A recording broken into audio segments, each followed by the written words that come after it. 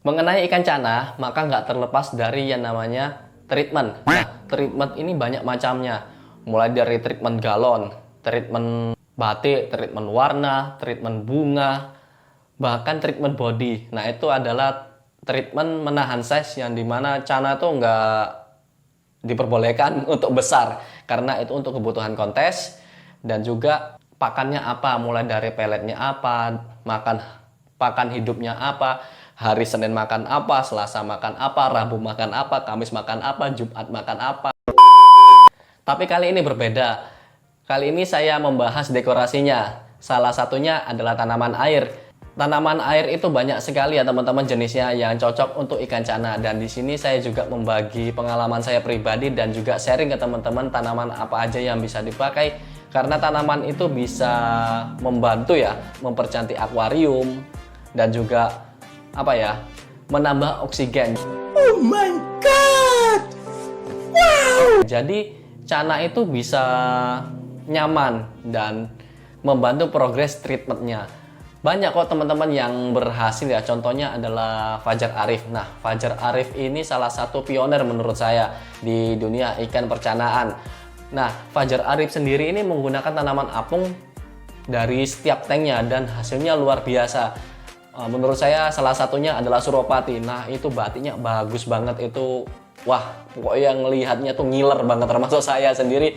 Jadi semangat lagi untuk keep cana karena menurut saya belakangan ini memang harga cana sendiri itu mulai turun ya. No, God, please, no! Jadi sayang banget ya, tapi beberapa memang masih mempertahankan karena mereka menjual kualitas. Nah, itu jadi mereka treatment lagi kayak gitu teman-teman. Dan kembali lagi ke pembahasan awal, di sini tanaman apa aja yang bisa dipakai untuk ikan cana.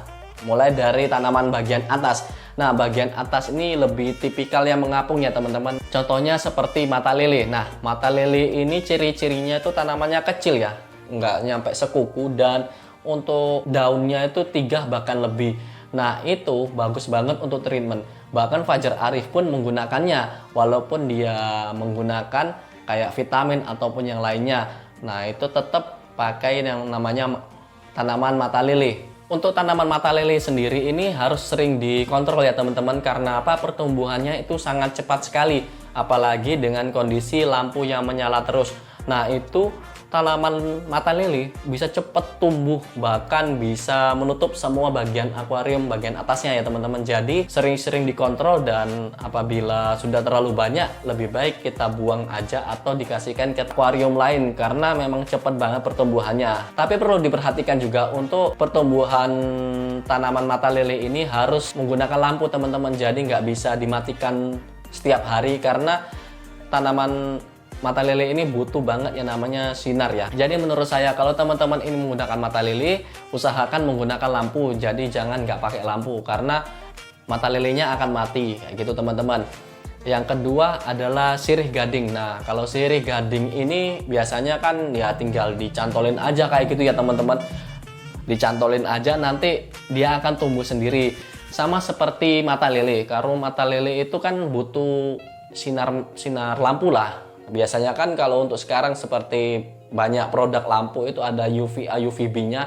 Nah, itu bisa digunakan di sirih gading juga. Karena kalau sirih gading itu nggak menggunakan yang namanya lampu, bisa mati teman-teman. Saya juga pernah mencobanya.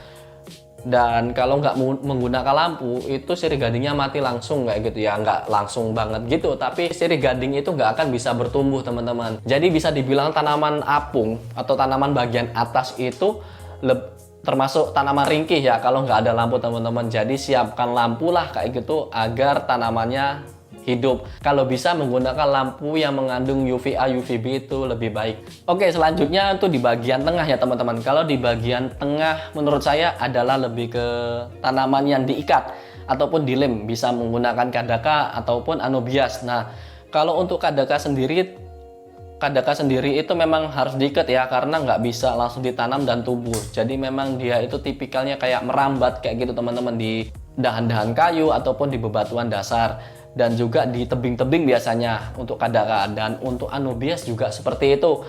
Tapi untuk anobias itu tanamannya slow. Maksudnya slow itu untuk pertumbuhannya sedikit lama, tapi untuk daya tahannya sangat kuat. Udah pernah saya coba seperti Anubias Petit, Anubias Nana, Anubias yang besar itu Barteri. Nah, itu kuat banget walaupun cahaya lampu itu hanya hidup beberapa jam. Jadi sangat rekomendasi bagi teman-teman yang ingin menggunakan tanaman untuk menghias akuarium tersebut.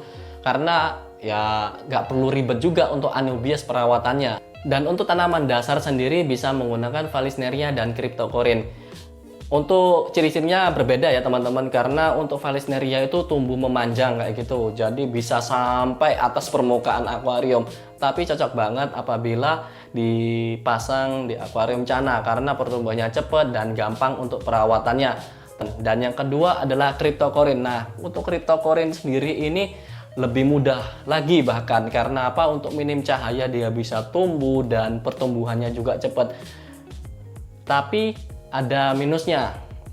Kenapa? Karena biasanya cana itu kan menggibas-gibas ya teman-teman. Nah, menggibas kanan kiri dan bahkan pasir pun bisa rata kanan kiri yang di tengahnya bolong.